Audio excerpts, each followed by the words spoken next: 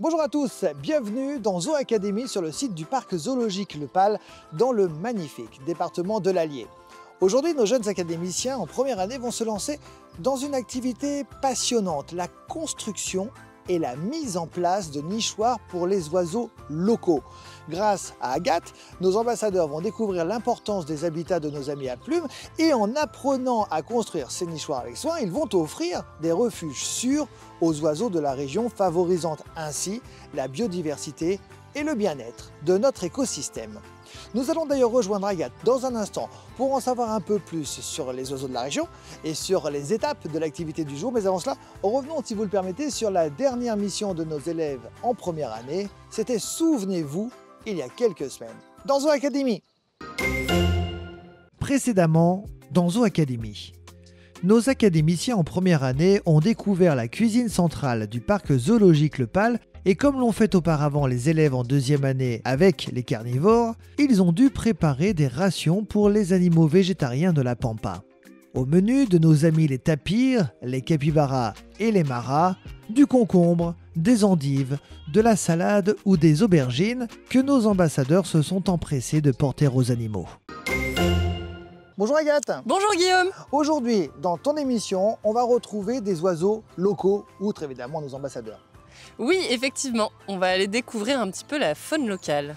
Alors justement, est-ce que tu peux nous en dire un petit peu plus sur cette faune locale?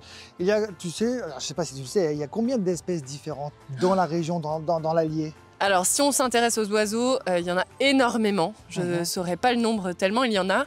Et en fait justement c'est important de se rendre compte qu'on est tout le temps entouré d'oiseaux, qu'on habite en ville, en campagne, au Pal.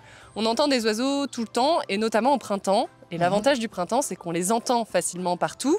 Et comme les arbres ils n'ont pas encore tous leurs feuilles, si on cherche bien on peut même les voir. Alors moi il y a une question que je me pose, j'avais entendu dire, peut-être que c'est faux, mais qu'on ne devait pas donner à manger dans des nichoirs aux oiseaux lorsque c'était justement le printemps. Et là, on va créer des nichoirs pour les espèces locales, je comprends pas. Alors effectivement, là on arrive au printemps, donc il faut arrêter les nourrissages parce qu'il y a beaucoup d'oiseaux qui l'hiver vont être granivores et vont repasser insectivores l'été. Donc si on continue de les nourrir en graines, en fait ils vont prendre trop de poids et ça ne correspond pas à leur régime alimentaire naturel.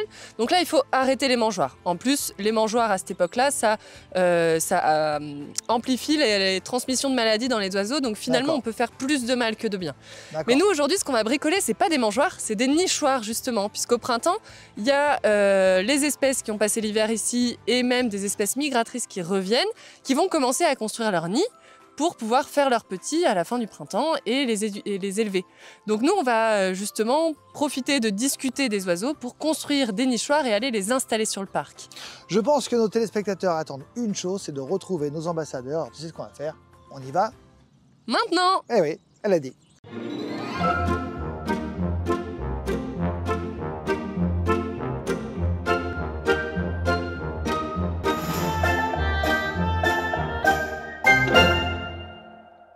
Alors aujourd'hui, on va aller découvrir la faune locale. Est-ce que ça vous parle, la faune locale? Qu'est-ce que c'est? La faune. Ah, c'est les animaux, la faune. La faune, c'est les animaux. Local. Ah, dans leur bâtiment. Justement, quand on est local de quelque part, ça veut dire qu'on va habiter ici. Donc nous, on va s'intéresser à la faune locale, donc aux animaux qui sont ici naturellement. Au contraire des animaux qu'on va présenter dans le zoo, dans le parc animalier. Là, on va parler des animaux qui sont tout le temps autour de nous, et notamment d'un gros groupe qu'on a tout le temps autour de nous, qu'on s'en rend pas forcément compte. Des écureuils. Des oiseaux. Donc nous, on va s'intéresser justement à ces petits oiseaux qui reviennent là, qui sortent un petit peu et qui se réveillent de l'hiver. Et on va justement essayer de faire en sorte qu'ils s'installent le plus possible sur le Pal. Bah, on va fabriquer un truc. On va leur fabriquer un truc. Alors qu'est-ce qu'on pourrait leur fabriquer? Ouais, on va fabriquer des petits nichoirs pour que ça leur donne envie de s'installer. Parce que nous, au Pal, comme on est un lieu qui accueille du public, comme on fait beaucoup de travaux, tous les ans, on est obligé de couper quelques arbres. On en replante, mais le temps que les arbres grandissent, on va essayer de proposer d'autres habitats aux oiseaux. Ok? On va bricoler les nichoirs alors? Ouais. Allez, c'est parti, on va à l'académie.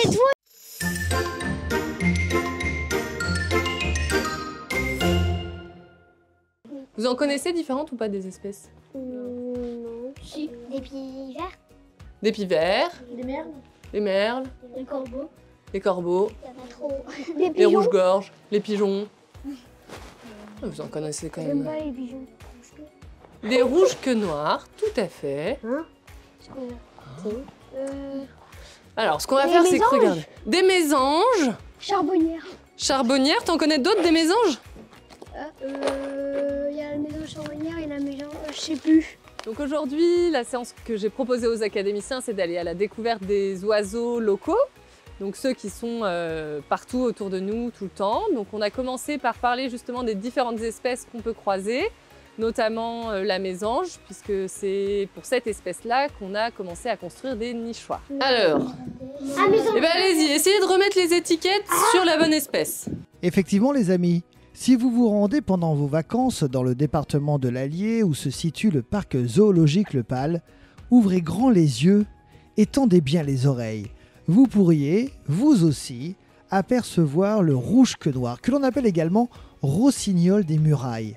Assez peu farouche, on le repère à ses cris et à son chant lorsqu'il est posé en évidence, ne cherchant pas à se cacher. Vous pourriez aussi observer l'hirondelle munie de sa queue fourchue qui la rend facile à identifier. Elle niche souvent sur les falaises, les ruines, sous les ponts, à l'entrée des grottes ou sous les avancées de toits. Enfin, vous croiserez sans doute le pigeon ramier, reconnaissable à son plumage bleu-gris, son poitrail rosâtre et sa tache blanche sur le côté du cou.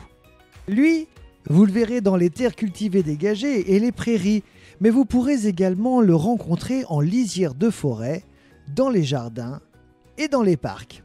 À vous de jouer.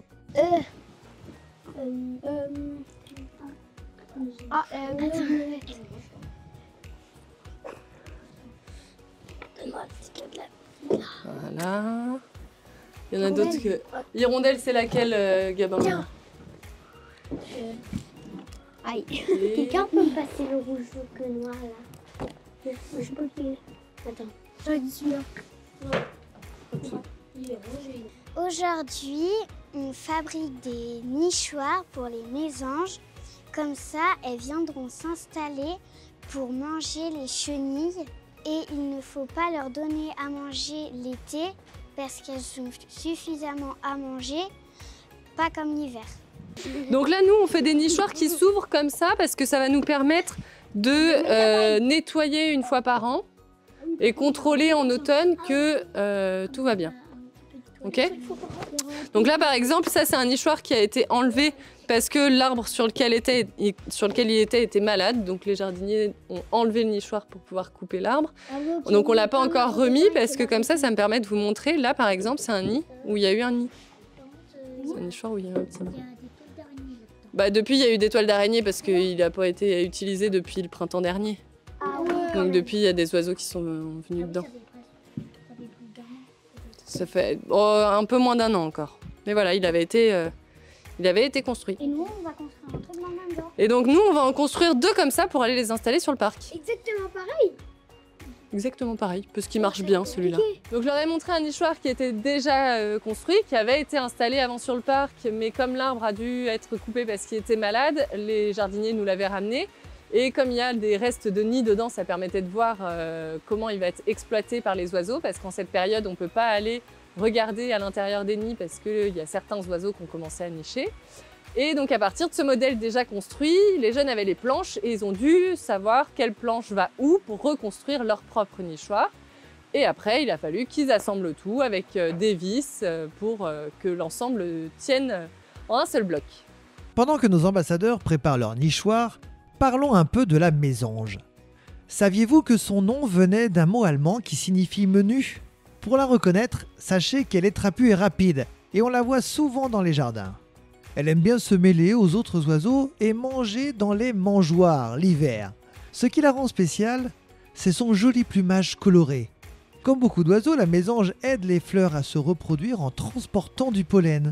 Dans les jardins, elle aide aussi à manger les insectes gênants. C'est une véritable amie des agriculteurs. Bon, les copains, pouvez-vous nous montrer vos œuvres? Donc ils ont réussi à construire les 2 nichoirs. Et donc comme il nous reste un petit peu de temps, on va aller en installer un premier dans une zone où il n'y en a plus actuellement. Donc comme ça va permettre de remettre des petits abris pour les mésanges dans ce coin-là du parc. Donc maintenant qu'on a fini de construire nos nichoirs, on va les installer pour que les oiseaux puissent commencer à les visiter. Le mieux, c'est de les installer assez en hauteur dans les arbres, comme ça il ne peut pas y avoir, s'il y a des chats sauvages par exemple, ils ne vont pas venir dans les nichoirs chasser les poussins. Et on va essayer de le mettre plutôt orienté sud-est ou est. Donc nous, ça fait que c'est à peu près, il faut qu'il soit face aux attractions qui sont là-bas, ok? Ça permet qu'il soit au chaud dès le matin pour réchauffer plus vite la niche, ok? Donc ici, est-ce qu'il y a un arbre qui vous parle plus, sur lequel vous voulez qu'on aille l'accrocher? Je sais pas, je suis en plein milieu là-bas. Ouais. Je suis en plein milieu là-bas. Le gros, mais je sais pas si notre corde elle est assez grosse. On essaye sur le gros? Elle est longue votre corde? Oui. Allez, et ben on peut essayer d'avancer sur le gros que vous voulez au milieu. C'est donc avec délicatesse et habileté que nos académiciens ont utilisé cordes et échelles pour accéder aux hauteurs des arbres, offrant ainsi aux oiseaux des refuges sûrs et confortables. Les mésanges ont maintenant de jolis endroits pour vivre et pondre leurs œufs dans le parc. Grâce à leur engagement, nos élèves du Zoo Academy ont brillamment relevé ce défi, ajoutant une touche de bienveillance à l'écosystème local. Quel magnifique moment nous venons de passer. Regardez ces beaux nichoirs qui ont été créés. Les oiseaux locaux maintenant, moi je vous le dis, ils sont prêts pour la saison. Nous, on va se quitter. Je vais vous souhaiter évidemment une très belle journée. On se retrouve très vite pour de nouvelles aventures. Regardez les images, c'est juste après le jingle. Salut!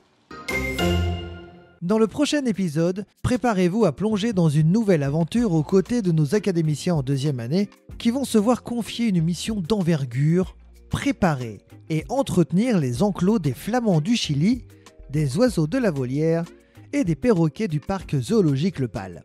Dans l'ombre de ces volatiles exotiques, nos apprentis découvriront les secrets et les défis de ce métier captivant. Accompagnés de Laura, ils se lanceront dans une expérience unique où chaque geste compte pour le bien-être et la santé de ces merveilles à plumes.